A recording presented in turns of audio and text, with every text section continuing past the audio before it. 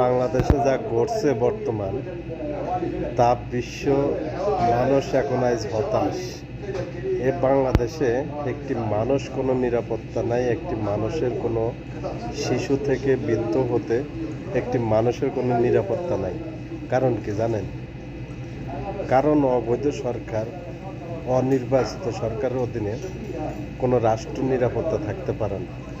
কারণ যে ভোটের মাধ্যমে সরকার গঠতে হয়, জনগণের ম্যান্ডেট দেওয়া সরকার গঠন করতে হয়, সে সরকারের দায়বদ্ধতা থাকে, সে সরকারের জবাব দিতে হয় জনগণের কাছে।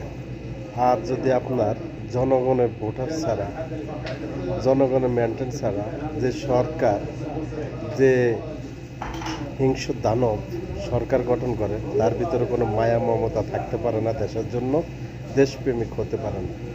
এটা কিন্তু সত্য কথা না।